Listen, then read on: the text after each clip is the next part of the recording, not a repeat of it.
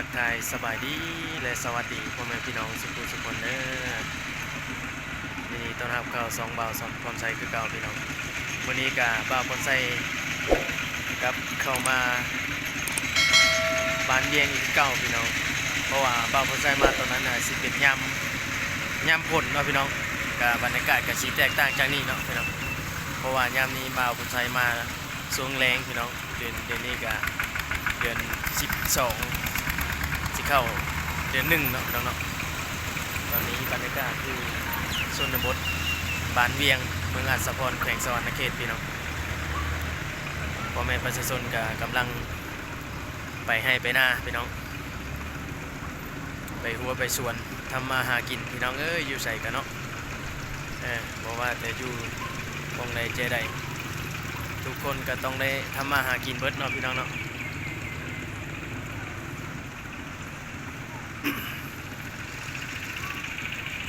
บรรยากาศยามเช้าพี่น้องตอนนี้ก็กำลังเวลา8 โมงเช้าพี่น้อง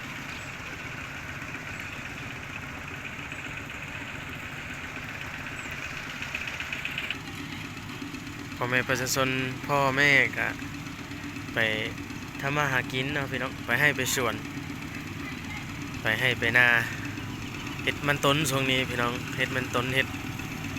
อ้อยปลูกอ้อยปลูกเป็นต้นส่วนไหลสิปลูกเป็นต้นเนาะแถวเขตนี้พี่น้องส่วนนาเคียนชำรูกะไปเฮียนพี่น้องเด็กน้อยเฮียนกำลังย่างไปเฮียน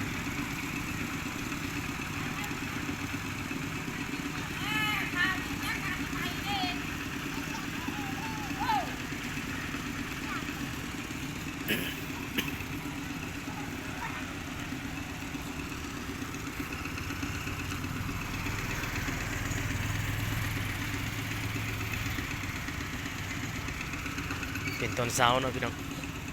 เวลาตอนนี้ก็จังโมง8ประมาณ8 โมงปลายพี่น้องประมาณ8 โมงมันเป็นตรงยัง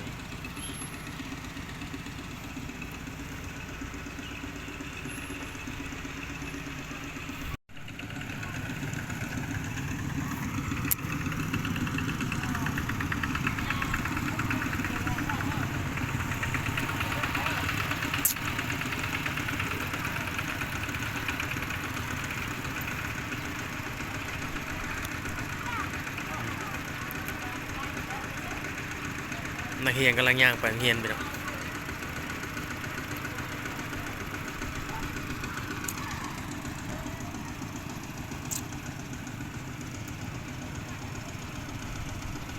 ชนบทเฮา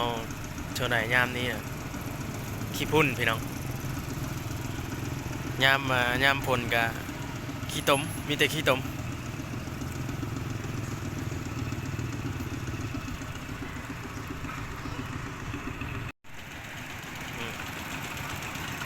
โซนไหลคนเขตชนบทเฮามีแต่รถอีแท็กเนี่ยแหละพี่น้องรถไถ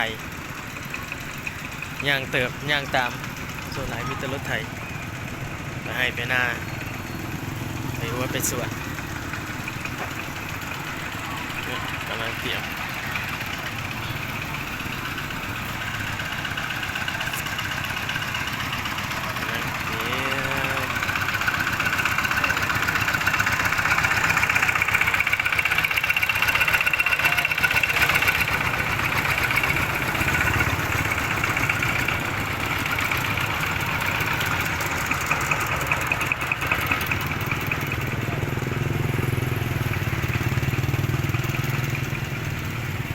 ส่วนบ้านเบียงเนาะบ้านนี้ก็หลังคาโอ้หลายได้พี่น้อง300 ปลายหลังคาไปได้พี่น้องถือว่าเป็นบ้านใหญ่กำลังไปหน้าก็เป็นต้นบ่เออสิไปเมืองบ่นี่เพิ่นกำลังไปเมืองพี่น้องรถไทยนี่แหละไปเมืองรถอีแท็กรถไทย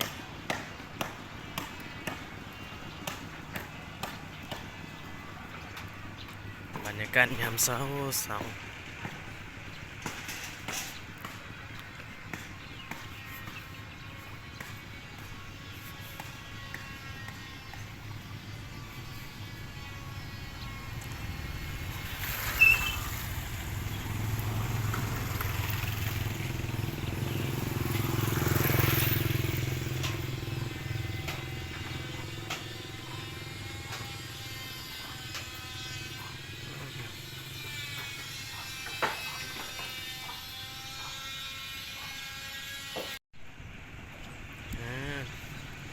โรงเรียนบ่ล่ะโรงเรียนอยู่พุ่นบ่อ้าวพุ่นเด้จ้ะประถมโอ้อยู่พุ่นน่ะมัธยมอ๋อนักเรียนเขากำลังย่างไปพี่น้องจังพอเห็นย่างเห็นนักเรียนนั่นรุ่นน้อยๆในสิย่างกันสิย่างไปทางนี้เนาะพี่น้องเนาะรุ่นน้อยๆนะรุ่นสีใหญ่ๆเลยไปทางนี้ความจริงกันไปทางนี้นะเป็นมัธยมเขานะพี่น้องเป็นมัธยมตอนต้นสำหรับมันไปทางนี้แหละเป็นนั่นประถมโรงเรียนประถมพี่น้องบ่เข้าใจเขาคือย่างส่วนกันเขาคือบ่ไปทางเดียวกันหั่นนะสำหรับชั้นนี้เขาก็ไปโรงเรียนม.แล้วพี่น้องไปโรงเรียนม.นี่เขาสิไปในเมืองพุ่นพี่น้องหรือว่าไปอันบ้านทัดไปนี่นะพี่น้องเป็นโรงเรียนใหญ่อีกสำหรับม.บางคนก็ม.7ก็เขาสิไปนะม.7ม.5มนี่ส่วนใหญ่สิไปทางนั้นไปในเมืองพุ่นไปเมืองเข้าไปเมืองไปเรียนอยู่เมืองพุ่นพี่น้อง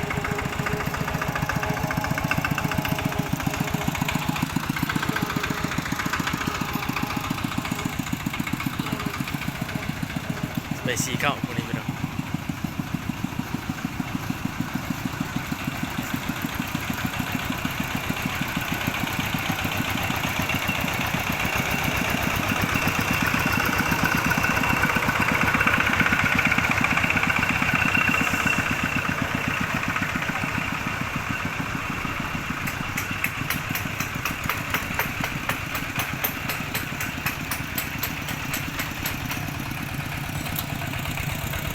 มาสีเข้าสีน้ำพี่น้อง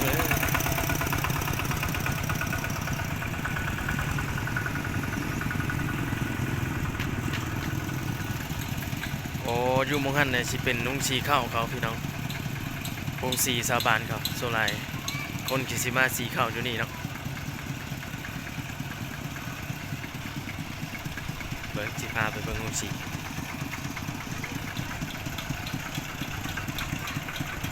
สีเข้าครับพี่น้อง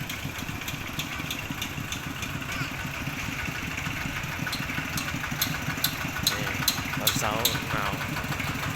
หนาวเลยพี่น้องเดี๋ยวนี้นะแถวเขตชนบทบ้านป่าบนใจหนาวแห้งกันเลย2 มื้อ 3 มื้อมานี่หนาวแห้งกันนะโอ้พงสีเนาะพงสีพี่น้องใส่จักรไฟ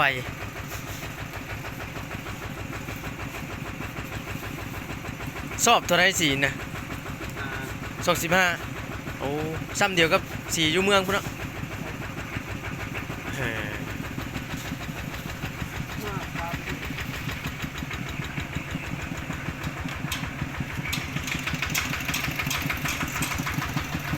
ทีนี้เก่าไม้เลยนะ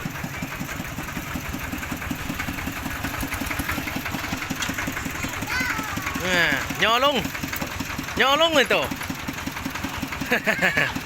บ่ได้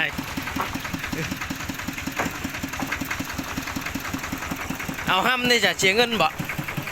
ได้เสียเนาะโอ้บ่ได้เอาบ่ได้เสียเงินเนาะก็เอาห้ำเลยเสียเงินโอ้เลยโอ้ตัวนี้มาเป็นกำลังใจซื่อๆนี่เนาะ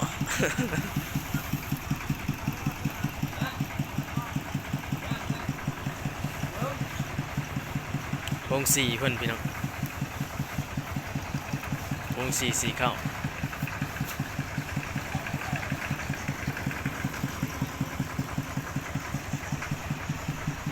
เขาสีเขียนชื่อไว้ยันหลงกันได้พี่น้องเป่ามันคือเดียว เป่ามันคือเดียวได้เขียนชื่อไว้วงสีเพิ่นคือสีหลายปีแล้วเนาะพี่น้องไซด์ไดไฟพี่น้องไซด์ไดตัวนี้แหละ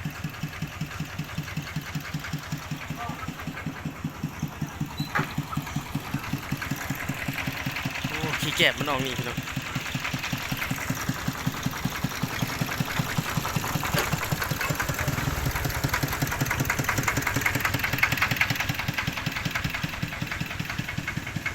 ากาศ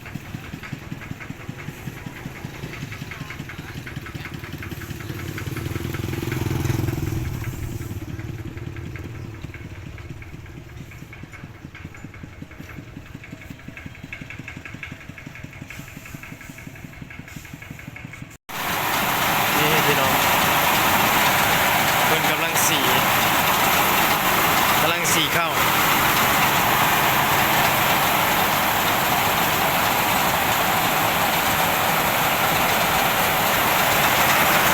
เบิ่งกีตาร์เบิ่ง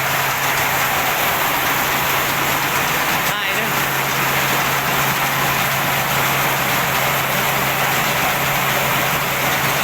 มันลงนี่เนาะนี่ลงนี่เข้าใช่นี่เข้าใช่นี่เนาะ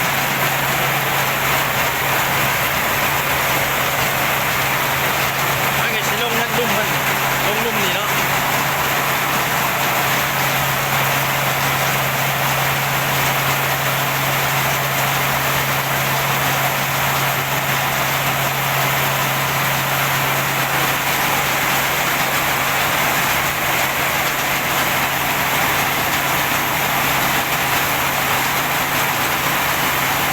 ข้าวสารมันช่วงมัน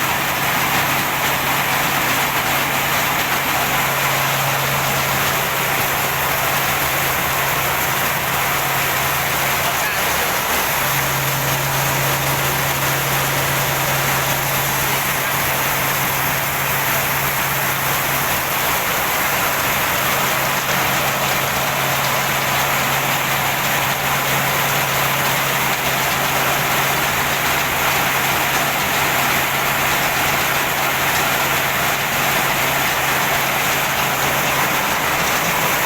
นี่ตัวนี้ตัวนี้นะพาแก้นะพี่น้องพาได้พาแก้ได้ไฟพาเฮือนที่แก้ทั้งหมดทั้งมวลนี่มันทั้งเบิดนี่นะตัวนี้พาแก้พี่น้องตัวนี้พาแก้พาล้างเบิดเลยเนี่ยตัวนี้นะตัวนี้พาแก้พาเคลื่อนพาทำงานนะ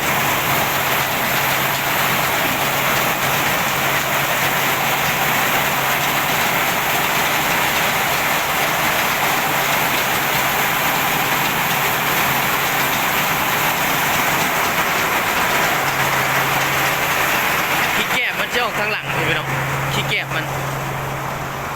พี่นี่เอาออกไปนี่ขี้แก้มันนะพี่น้อง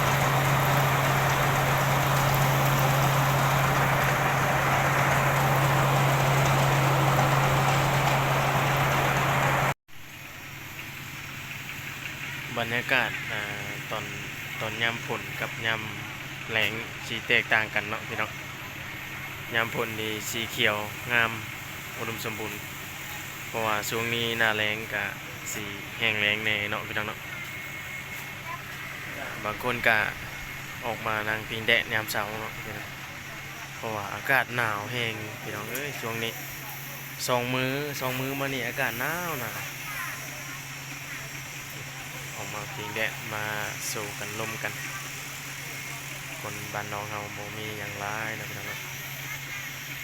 บางคนก็ไปให้ไปนา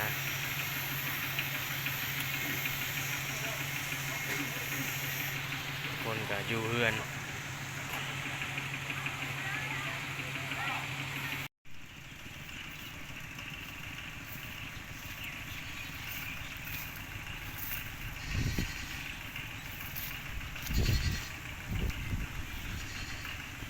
เฮือน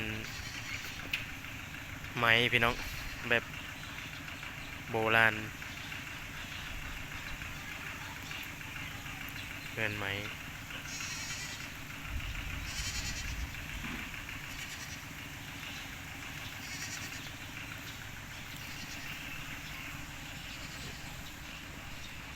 หลังนั้นกับไม้คือกันเป็นส่วนหลายเป็นไม้เนาะพี่น้องแถวเขตบ้านเฮา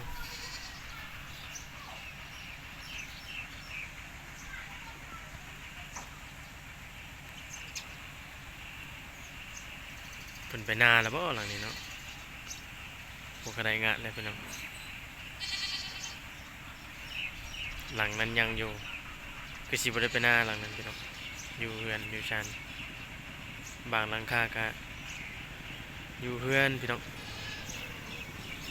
บ้านบางคาก็ไปให้ไปหน้าบ่ได้อยู่และยามนี้ก็ช่วงนี้ตะกี้นี่โอ้ตะกี้นี่พี่น้องแถวเขตชนบทเฮานี่นอกแต่เฮ็ดมีแต่เฮ็ดแต่หน้าเท่านั้นพี่น้องเฮ็ดหน้าแล้วในนอกอะอยู่เฮือนบ่ได้เฮ็ดหยังพี่น้องหาอยู่หากินแบบนั้นพี่น้องหาหน่อไม้น้ำมันหาปูหาปลาหาล่าสัตว์ล่าเนื้อกินสมัยก่อนเนาะเดี๋ยวนี้นี่เริ่มมีวิธีงานทำหลายนั่นแล้วพี่น้องเดี๋ยวนี้นี่แล้วจะให้จังนาเลยก็ไปเฮ็ดสวนมันต้นเนาะไปเฮ็ดสวนอ้อยไปเฮ็ดสวนยางเนาะพี่น้องเดี๋ยวนี้นะมีเฮ็ดงานทำแล้วใครกว่าแต่ก่อนขึ้นเนาะพี่น้องเนาะแถวเขตชนบทเฮาเดี๋ยวนี้นี่หาคนอยู่เฮือนนี่ก็ยากในแหละส่วนหลายก็จะเป็นผู้เฒ่าอยู่เฮือนเนาะกับเด็กน้อยวัยหนุ่มวัยกลางคนนี่ก็จะไปทำงานไปเฮ็ดหัวเฮ็ดสวนกนมันต้นขายเดี๋ยวนี้พี่น้องตัดอ้อยขายบางบอนบางเฮือนก็ปลูกยางเนาะพี่น้องปลูกยาง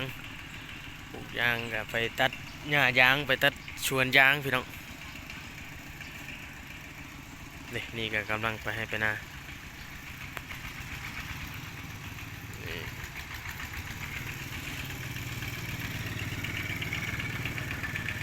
เรากำลังไปนาพาลูกกับเมียไปนา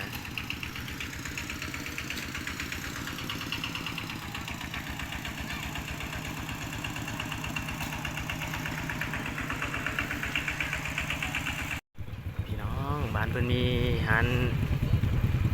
ขายของกินเนาะตอนเที่ยงแล้วตอนนี้กำลังออกมาหาซื้อของกินพี่น้องปลาทูกับจ้ามบ่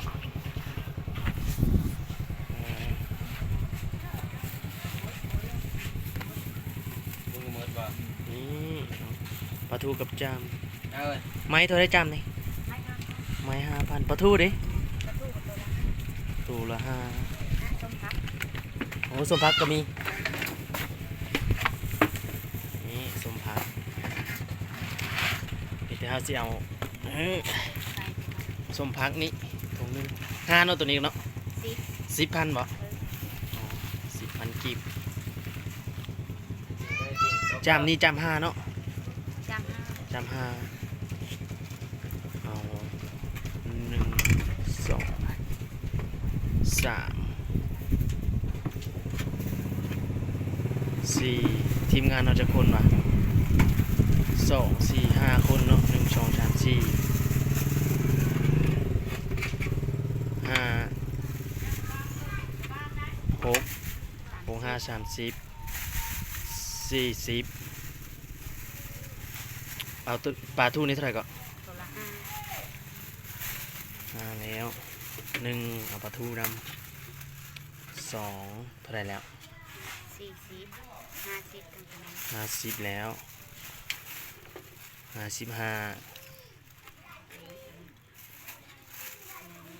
60พอบนเอา60,000เอา60,000ก่อน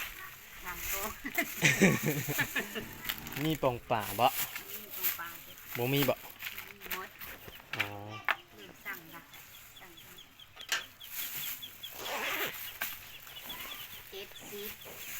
70บ่เอาไปไล่ในคือ60ไล่มึงดู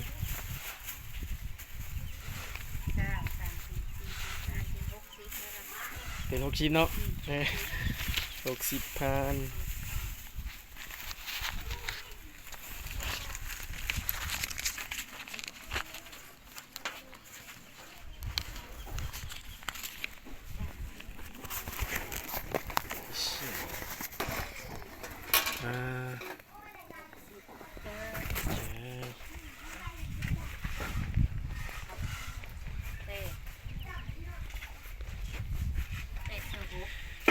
นี่น้องไปกินตอนเที่ยง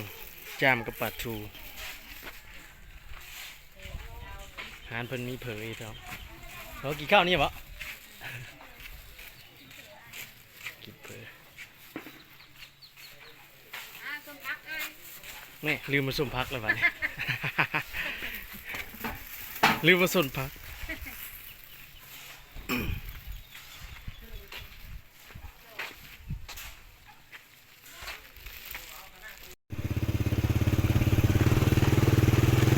ตอนนี้ก็ถึงเวลาเที่ยงแล้วพี่น้องพ่อแม่ประชาชนก็เริ่มอยู่ให้อยู่นาหมดแหละอยู่บ้านก็เริ่มสีเงียบๆแล้วเขาไปให้ไปนาหมด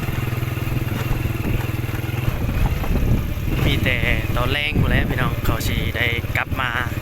เพื่อนมาบ้านอีกก็ยังบางคนก็ยังอยู่กับอาโบร้ายนะผู้อยู่เพื่อนนะส่วนหลายก็เขาสีไปให้ไปนาไปสวน